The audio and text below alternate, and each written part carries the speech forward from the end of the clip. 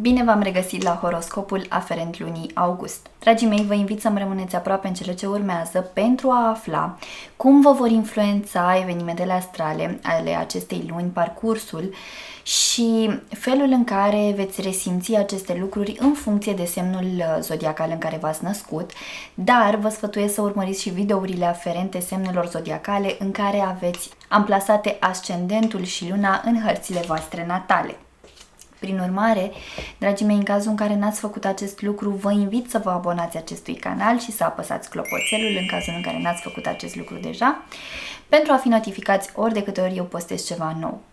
Vă reamintesc faptul că acesta este un horoscop general, prin urmare tratați-l ca atare. Dacă doriți o analiză astrologică aprofundată, vă invit pe site-ul meu www.terapieprin-astrologie.ro la secțiunea magazin, unde veți găsi toate serviciile astrologice puse la dispoziție de mine pentru voi, astfel încât să vă puteți răspunde la orice fel de întrebare aveți legată de unul dintre segmentele vieții voastre. De asemenea, mă găsiți pe paginile de Facebook și Instagram cu Terapie prin Astrologie.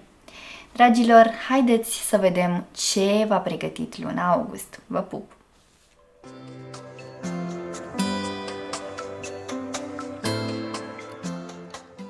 Bun găsit, dragi nativei zodiei Gemeni, și bine ați revenit la horoscopul aferent lunii august. Pentru voi începutul de lună este unul care va aduce posibilitatea de a vă remarca în plan profesional sau cel puțin de a vă găsi locul sau de a vă pune în acțiune, de a pune în practică anumite idei, anumite proiecte pe care le aveți în plan. De asemenea, puteți beneficia de creativitate, de carismă în planul profesional. Important este să fiți perseverenți și să dați dovadă de seriozitate, de implicare, dar și de asumare în ceea ce faceți. Atenție însă, pentru că din punct de vedere al comunicării nu veți sta foarte bine și veți risca să fiți destul de certăreți și să creați discuții în rândul contextelor sociale din care faceți parte sau în zona aceasta de colegi la locul de muncă, da? Atenție! Pentru că, după cum bine poate știți deja acest lucru despre voi, pentru că sunteți un semn guvernat de Mercur, aveți tendința de a bârfi. Este o tendință, nu înseamnă că toți nativii au sau practică acest lucru. Este o tendință specifică a acestei zodii. Așadar, încercați pe cât posibil să stați deoparte de intrigi, de bârfe, de drame, de discuții inutile, nu instigați la ceartă, nu instigați la răutăți și fel de comentarii aiurea, pentru că acest lucru ulterior se va reflecta în imaginea de la locul de muncă. Așadar, nu încurajați aceste lucruri, încercați să stați deoparte și să vă concentrați pe ceea ce aveți voi de învățat, pe ceea ce aveți voi de făcut, astfel încât să vă perfecționați și cumva să aveți ocazia de a vă remarca cât mai bine la locul de muncă.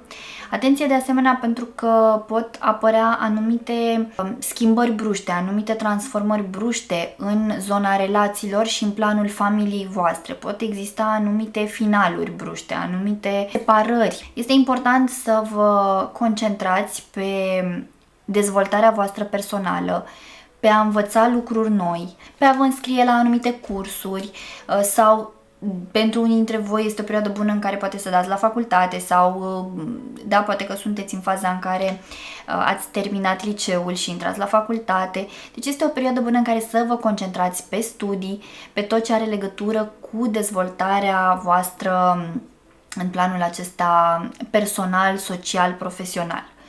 Lăsați deoparte, așa cum v-am spus, chestiunile mărunte, lăsați deoparte intrigile, lăsați deoparte ce face stânga, ce face dreapta și concentrați-vă pe propria persoană, pentru că l-aveți și pe Jupiter, pe marele benefic în semnul vostru zodiacal, care vă ajută cumva să grăbiți procesul acesta de dezvoltare, dar nu uitați faptul că Jupiter, deși este marele benefic, el amplifică și amplifică ceea ce întâlnește. Dacă întâlnește chestiuni negative, le va amplifica. Dacă întâlnește chestiuni pozitive, le va amplifica. Așadar, de voi depinde cu ce îl hrăniți pe Jupiter, astfel încât să primiți la schimb din energia sa.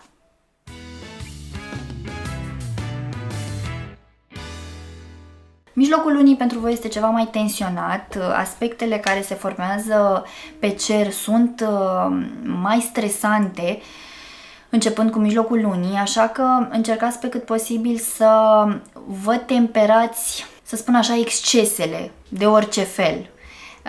Dacă aveți o părere, țineți-o pentru voi. Dacă doriți să faceți ceva, încercați să faceți în liniște, în pace, în armonie. Dacă nu puteți să colaborați, încercați să faceți lucrurile singuri. Deci evitați zona aceasta de conflict, pentru că lucrurile pot lua o turnură foarte neașteptată, ca să spun așa, se pot strica într-o clipită.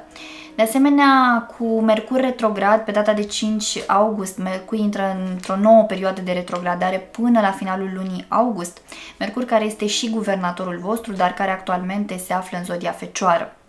Așadar, este important să gândiți înainte să vorbiți. Este important să treceți prin filtrul rațiunii tot ceea ce aveți de spus. De asemenea, să vă faceți ordine în gânduri, în idei, în viața voastră socială, în viața voastră personală. Deci, pe toată durata acestei retrogradări a lui Mercur, aveți nevoie să aduceți ordine în viața voastră, pe toate planurile. Această ordine poate veni la pachet cu anumite finaluri, pentru că este foarte posibil să fi tărăgănat prea mult anumite lucruri în viața voastră, fie că este vorba despre un loc de muncă unde nu vă mai regăsiți sau nu sunteți suficient de apreciați sau nu sunteți suficient de bine remunerați, indiferent despre ce este vorba, da?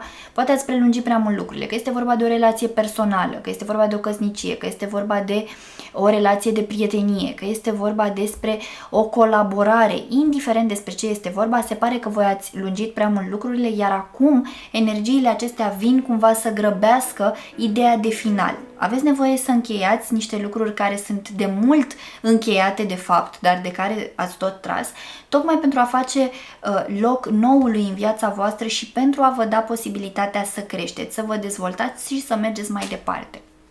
Pentru ca acest lucru să se întâmple, aveți nevoie să renunțați la anumite atașamente toxice pe care le-ați dezvoltat și să dați dovadă de perseverență în tot ceea ce faceți, de profunzime, de maturitate.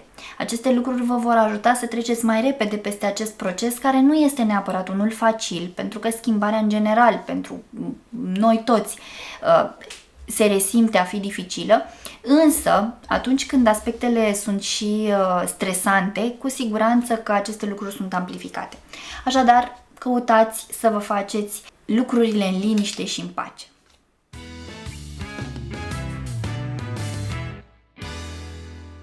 Ei bine, finalul de lună este și mai intens și mai încărcat.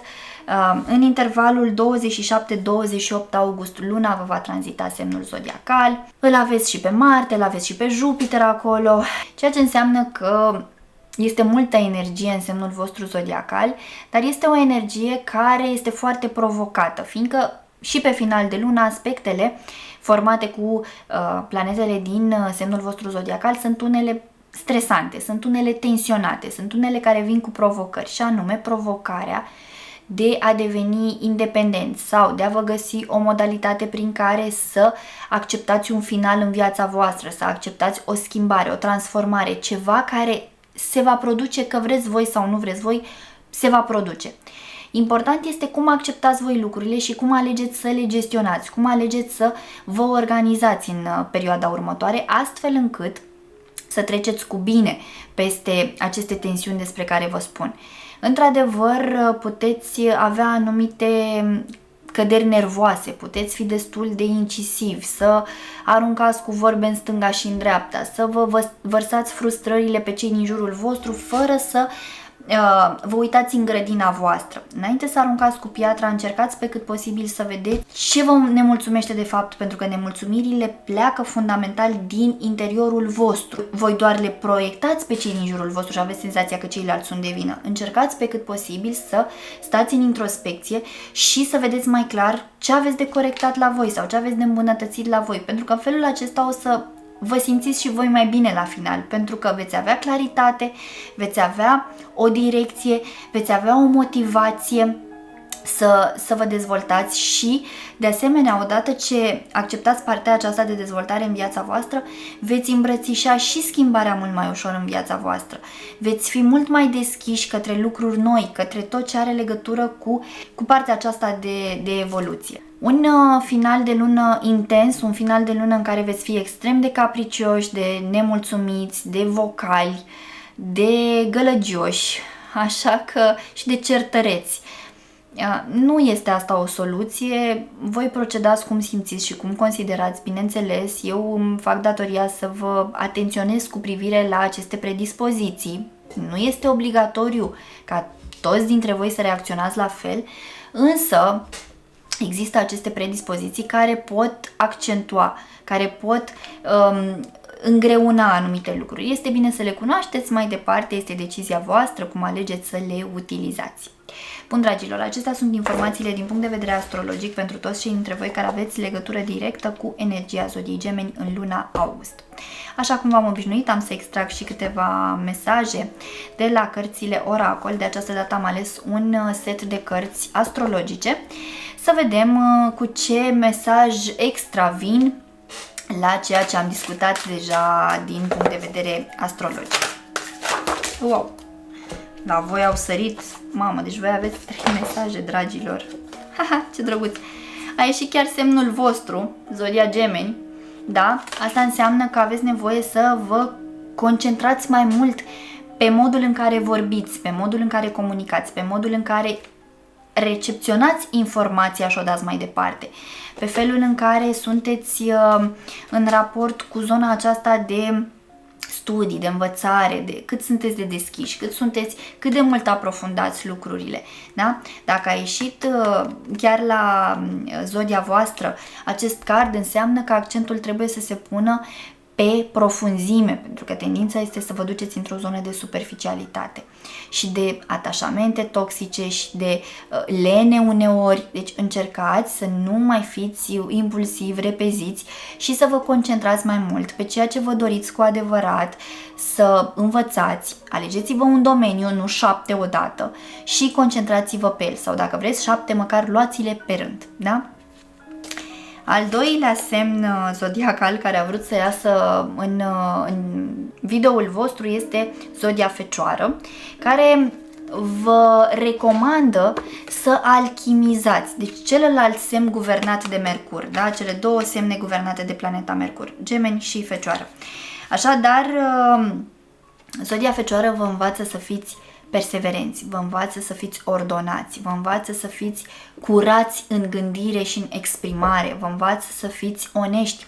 Gemenii au tendința să păcălească, au tendința să o ia pe scurtături, au tendința să fie extrem de mincinoși. Pe când Fecioara are cumva în structura ei, fiind și un semn de pământ, această tendință de a merge înspre corectitudine, de a o lua pe calea dificilă, dar corectă. Așa că învățați din energia Fecioarei, pentru că vă va prinde foarte bine și de asemenea puteți împrumuta din perseverența acesteia.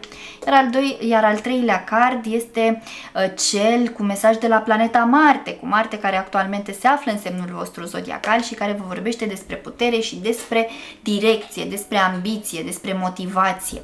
Dacă v-ați ales să faceți ceva, apoi faceți acel lucru. Dacă vreți să demarați un proiect, păi demarați-l odată. Dar ideea este să vă și țineți de lucruri, pentru că poate veți avea puterea și inițiativa și entuziasmul să inițiați anumite activități, dar să nu fiți capabili să le duceți mai departe, să le continuați, da? Să existe această idee de a le fixa. Așa că, dragii mei, concentrați-vă mai mult pe calitate decât pe cantitate. În speranța că mi-ați rămas aproape până la finalul acestui video, vă mulțumesc și vă invit să apreciați și să distribuiți acest video tuturor celor cărora credeți că le va fi de folos. Vă doresc ca luna august să aducă în viețile voastre toate binecuvântările de care aveți nevoie. Vă pup, vă îmbrățișez și pe data viitoare. Pa, pa!